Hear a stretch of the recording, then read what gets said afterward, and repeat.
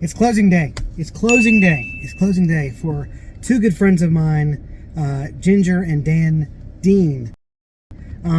They came to me months upon months ago and said, Michael, we're going to build us a house. We want to build us a house, our own custom forever home. But we have our house now. We need to list our house. So I spoke with them. I said, look, this is the strategy we should use. That way this times out when this times out, and then you get from one closing to another closing and get your dream home. And it happened that way. I mean, Dan, who knows lots of real estate agents, a friend of mine, reached out to me, and we're doing this. We did the deal. And so I'm very proud to say that we had multiple offers on his house. We had 5 actually, and the very last minute offer that came in was just a fantastic offer, and Lori McCormick brought the buyer. Thank you, Lori, for that. And it ended up being one of the best priced per square foot sale that Blythe Island in that area subdivision had, which is great. But the biggest thing that I want to talk to you folks out here, besides just saying how absolutely happy I am to be going to this closing, but to also to be saying, the market, I know a lot of you are kind of worried, like, what is the market doing? How is the market? I'm driving now, so by the way, I'm not holding. How is the market doing? What is going on with the market? And here's the thing. And the market, whether you like it or not, or what you read or not read, I'm going to tell you how I feel about it. So here we go. So the market is beginning to shift. Now, what does that mean? Does that mean crash? No, I did not say crash. I said shift.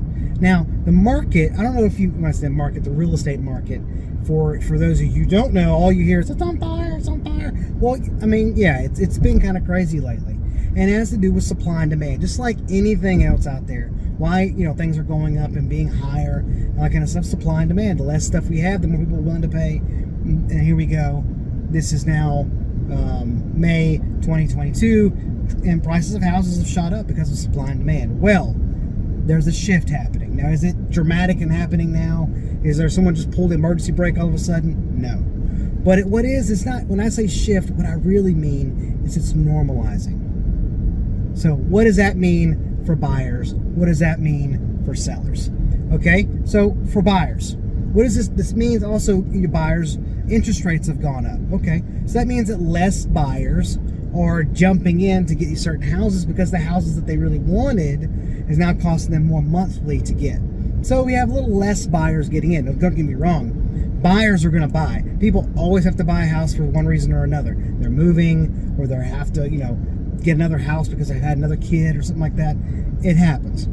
So we have a little, not a lot less, but a little less buyers who are being as aggressive because they can only afford so much house. Sellers, how does this affect you? Well, because we have more houses coming on the market now, which is great, more houses coming on the market, and you have little less buyers who are not jumping in to get a house because their money, the cost of money's gone up a little bit. So you have a slight shifting going on. It's normalizing the market. For me, I think it's going to be more like, I don't mean prices wise. I mean like negotiations and buying and all that kind of good stuff.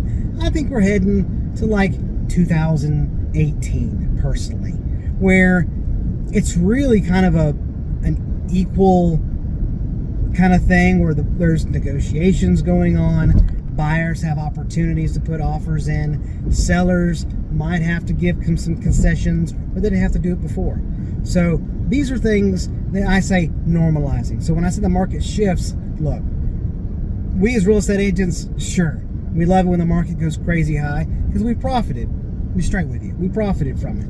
And also sellers did too. And buyers who jumped in early enough when the market was low as far as interest rates went, they capitalized on it. So I'm happy to see the market is normalizing because I've been on the buyer side. Okay? The seller side is a dream. Right? You have people fighting for you. You feel like the prettiest girl at prom. Everyone wants to ask you to homecoming. Right? But when you're on the buyer side, it's rough. Or it was rough. It's changing now. It's starting to normalize. It was rough. I mean, putting in one buyer I typically go through, it was 4 to 5 houses offers before we got anything accepted.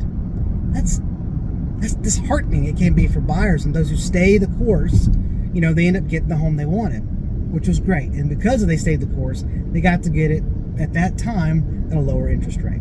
So now, sellers, this means to you is that if you were on the fence, like, you know, should we sell or should we not sell? You know, it's really up to your life. If you need to sell, you need to sell. I don't care what market it's in, you need to sell. You need to sell. All right. But if you're on the fence, or should we sell? Biggest thing is like, where are we going to go? Where are we going to go? We sell our house, we're going to make a buttload of money, and where are we going to go? Okay, well, here's the thing. Now we go all the way back to the original part of the story. Dan, Dean, and Ginger. So they are taking the buttload of money, and Dan, forgive me for saying this, put your business everywhere, the buttload of money that they made off their house, and they're reinvested that into a new construction in which they are buying their home with, their dream home. So, and if you're not aware of what a buttload of money looks like, this is it right here. Yeah, that's a buttload of money. All right, and they're taking that money, and they reinvested it, leveraged it, and putting it down to build their dream home, their custom home. So yeah, is it still a little challenging to go from selling your house to buying a house in this market? Yeah, you have the right agent. It's not that hard, okay? I mean, there is some challenges that you still face in this market, but if you go the route like Dan and Ginger did, where they reached out to me well in advance and said, Michael, this is what we want to do. This is going to take us 6 months to build this house. How should we do this? What do you suggest? How do we strategically put ourselves in line for this? And I sat down with them and we made a plan. Real estate agents like myself, I actually can only speak for myself. It's not about turning and burning. Is this the best time to sell? Is this the best time to buy? It's up to you. This is the best time for you to buy or sell. You know, sometimes the market doesn't make a difference. Sometimes life makes the difference. So, am I happy that this 6-month plan, probably 7th month, came to fruition? That it happened like it was supposed to? Yeah, I'm excited.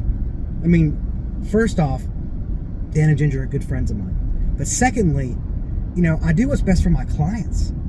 And it's not about me trying to turn and burn for this weekend, or for this month, trying to make my quota or make my number of sales for the year. It doesn't make a difference to me.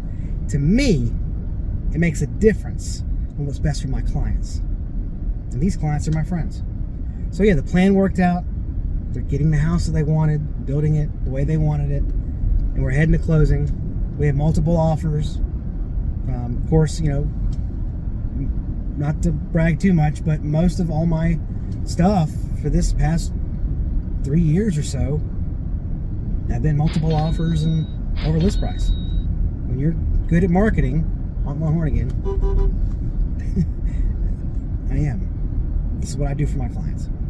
If you're thinking about buying or selling your house and you want someone that has really good experience on both sides and strategically planning, how can we do this? How can I make you the most money in a short amount of time? Or how can we long-term plan you exiting from one place to your new place? Call me. This is what I live and breathe for. I love problem solving, and I love helping my clients be happy and make a buttload of money at the same time. All right, well, I'm about here. I hope you enjoyed this little chat. It's about 10 minutes long. Enjoy your day, and reach out to me. My information's in the description below, and I just love to talk to you about your plans and what you want to do with your future in home investing. Thank you.